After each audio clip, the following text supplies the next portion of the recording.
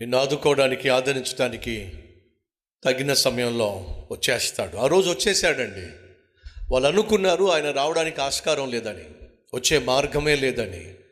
నీకు సహాయం చేయాలంటే, నిన్ను ఆదుకోవాలంటే, నిన్ను అద్దరికి చేర్చాలి అంటే నా యేసయ్యకు ఏ ఒక్కరూ సహాయం చేయాల్సిన అవసరం లేదు. ఎందుకంటే ఆయన అసాధ్యుడు. అసాధ్యాలను సాధ్యపరిచే అద్భుతమైన దేవుడు. ఈ వాస్తవాన్ని మర్చిపోకండి. కానీ వారిని ఆదుకోవడానికి, అద్దరికి చేర్చడానికి ఆపద్బాంధవునిగా యేసయ్య వచ్చినప్పుడు వాళ్ళు అపార్థం చేసుకున్నారండి. తాను బహుగా ప్రేమించిన శిష్యులు ఆపదలో ఉన్నప్పుడు వారిని ఆదుకోవాలి అని చెప్పి యేసయ్య అలల మీద నడుచుకుంటూ వాళ్ళ దగ్గరికి వచ్చేస్తే, మా యేసయ్య వచ్చేసాడు మమ్మల్ని ఆదరించడానికి, మమ్మల్ని కాపాడడానికి అని చెప్పి వాళ్ళు ఆనందించడానికి బదులుగా వాళ్ళు ఏం చేశారో తెలుసా? అనుమానించారండి. యేసు అలలపైన నడుచుకుంటూ వారిని ఆదుకోవడానికి వస్తున్నప్పుడు ఎవరో ఒకడు చూశాడండి. చూసి బుబ్బు బుబ్బు బుబ్బు బుబ్బు బుబ్బు భూతం అన్నాడండి. ఇంకంతేనండి. మిగతా వాళ్ళందరూ కూడా భూతం భూతం భూతం అని చెప్పి అందరూ కూడా యేసయ్యను భూతంతో పోల్చారండి.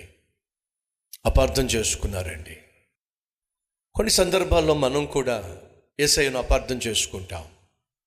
మనల్ని ఆదరించాలని, మనల్ని ఆదుకోవాలని, మనకు ఆశీర్వాదాన్ని పంచాలని యేసయ్య కొన్నిసార్లు నువ్వు అనుకున్న మార్గంలో రాకపోవచ్చు, నువ్వు అనుకున్న విధానంలో రాకపోవచ్చు, నువ్వు అనుకున్నట్టుగా రాకపోవచ్చు. కానీ ఆయన ఖచ్చితంగా రావాల్సిన విధంగానే వచ్చేస్తాడు.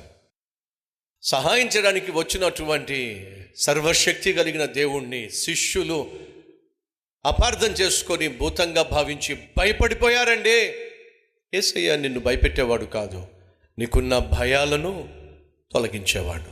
కాబట్టే కదా బైబిల్లో 366 సార్లు భయపడకండి, భయపడకండి ఆయన సెలవిచ్చింది. జరిగింది ఏమిటి? వారికి సహాయం చేయడానికి, ఎగసిపడుతున్న సంద్రాన్ని సమాధానపరచడానికి, శాంతింప చేయడానికి యేసయ్య వస్తే శిష్యులు ఆయనను భూతం భూతం అని చెప్పి అంటే మనమైతే ఏం చేస్తాం చెప్పండి? కష్టంలో ఉన్నావని, శ్రమలో ఉన్నావని, ప్రమాదంలో ఉన్నావని, నేనేదో నీకు సహాయం చేయడానికి వస్తే నన్ను భూతం అంటావా? ఏం చేస్తావు? నీ చావు నువ్వు చావు అని చెప్పి మనం వెళ్ళిపోతాం. అవునా కాదా? యేసయ్యకున్న గొప్పతనం ఏమిటంటే ఆయనను మనం అపార్థం చేసుకున్నా కూడా మనల్ని అర్థం చేసుకోగలిగిన అద్భుతమైన దేవుడు మన ప్రభు అయిన యేసుక్రీస్తు. భూతం భూతం అని చెప్పనంటే అని చెప్పి వాళ్ళు భయపడిపోయారండి. ఆ చిన్న తమ్ముడు ఒక పడవ చేశాడు, కాగితంతో పడవ చేశాడు. ఆ పడవ చేసి దాన్ని ఇంటి ముందున్న కాలువలో విడిచిపెట్టాడు. అది చక్కగా కాలువలో ప్రవాహంతో వెళ్ళిపోతా ఉంటే ఎంతో సంబరపడిపోయాడు, సంతోషపడిపోయాడు. దాంతోపాటు ఆ పిల్లాడు కూడా నడుచుకుంటూ వెళ్తున్నాడు. కానీ నెమ్మదిగా ఆ పడవ ఆ కాలువలో నెమ్మదిగా తనకు దూరం అయిపోతూ ఉంది, ఒడ్డు నుంచి దూరంగా వెళ్ళిపోతూ ఉంది. అయ్యో, నేను ప్రేమించిన, నేను సృష్టించుకున్న నా పడవ నాకు దూరం అయిపోతుంది, లోపలికి వెళ్ళిపోతుంది అని చెప్పేసి భయపడుతూ బాధపడుతూ గట్టిగా అరుస్తూ ఉంటే అన్నయ్య పరుగున వచ్చాడు. ఏమైందిరా? అన్నయ్య, నేను చేసుకున్న పడవ, నేను బహుగా ప్రేమించే పడవ, అది నాకు దూరం అయిపోతుంది అన్నయ్య, లోపలికి వెళ్ళిపోతుంది అన్నయ్య అని అంటూ ఉంటే అన్నయ్య ఏం చేశాడో తెలుసా? గబగబా వెళ్ళి కొన్ని రాళ్ళు తీసుకొచ్చాడు. రాళ్ళు తీసుకొచ్చి ఆ నీళ్ళల్లో వేస్తూ ఉన్నాడు.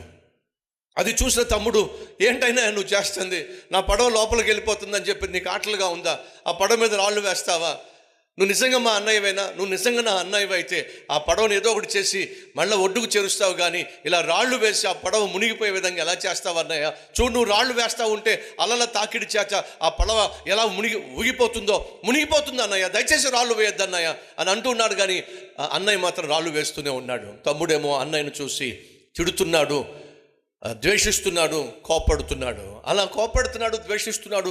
అదే సమయంలో పడవను చూస్తూ ఉంటే ఆ పడవ వెళ్ళిపోతున్న పడవ కాస్త నెమ్మదిగా మెల్లగా మెల్లగా మెల్లగా ఒడ్డుకొచ్చేసిందండి. అదేమిటి? మా అన్నయ్య రాళ్ళు వేసినప్పుడు అలల తాకిడికి పడవ అల్లాడిపోయింది అనుకున్నానే. ఆ రాళ్ళు వేసింది పడవను ముంచేయడానికి కాదండి, పడవను తమ్ముని దగ్గరికి చేర్చడానికే అన్నయ్య రాళ్ళు వేశాడు. ఎలా వేశాడు? పడవ అవతల రాళ్ళు వేశాడు. ఆ రాళ్ళు వేసినప్పుడు అలల తాకిడికి పడవ కాసేపు తల్లడిల్లినట్టుగా కనిపించింది, కానీ అది తమ్ముడి దగ్గరికి చేరుకుంది. ఏమర్థమైంది మీకు? రాళ్ళు వేస్తున్నప్పుడు తమ్ముడు అనుకున్నాడు, అపార్థం చేసుకున్నాడు, అన్న కావాలనే నా పడవను ముంచేస్తున్నాడు అనుకున్నాడు. కానీ ముంచటానికి కాదండి అన్నయ్య రాళ్ళు వేసింది. ఈరోజు కొన్ని సందర్భాల్లో నీ జీవితంలో కూడా నిన్ను అద్దరికి చేర్చాలని, నీ జీవితాన్ని ఒడ్డుకు చేర్చాలని దేవుడు కొన్ని రాళ్ళు వేస్తూ ఉంటాడు. ఆ రాళ్ళు నీకు అర్థం కాకపోవచ్చు, అవి నీకు కష్ట రూపంలో రావచ్చు, శ్రమ రూపంలో రావచ్చు, అవమాన రూపంలో రావచ్చు, అపాయం రూపంలో రావచ్చు, ఆపద రూపంలో రావచ్చు, అనారోగ్యం రూపంలో రావచ్చు. ఈ దేవుడు వేసే రాళ్ళు ఏ రూపంలోనైనా రావచ్చు. వాటిని నువ్వు అపార్థం చేసుకుంటున్నావు. కానీ వాస్తవం ఏమిటంటే ఆయన నిన్ను చేర్చాల్సిన గమ్యానికి చేర్చడానికే ఆయన కొన్నిసార్లు నీకు అర్థం కాని విధంలో ఆయన పరిస్థితులను అనుమతిస్తాడు అనే విషయం మర్చిపోద్దని ప్రభువు పేరట మనవి చేస్తున్నాను.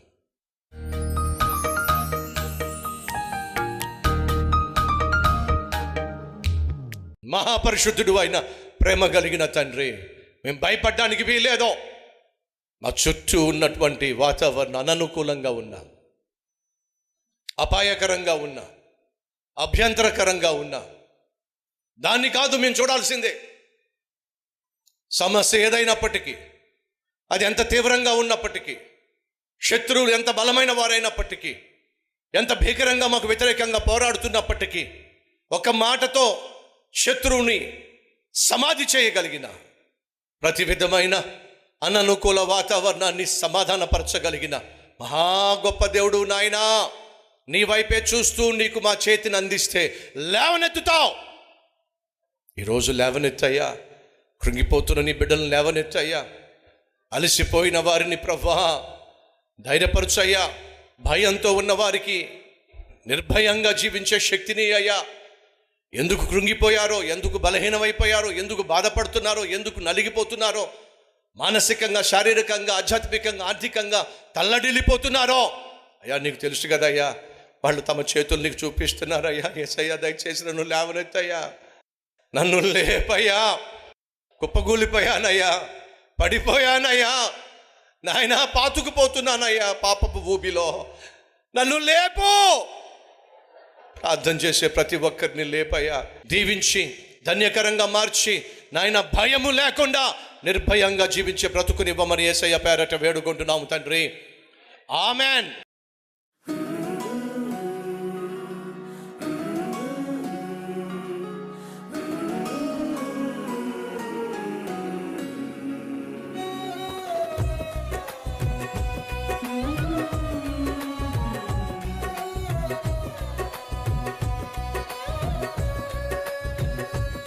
ఈ క్లుప్త సందేశం మీకు ఆశీర్వాదకరంగా ఉంటే లైక్ చేయండి, అలాగే సబ్స్క్రైబ్ చేయండి.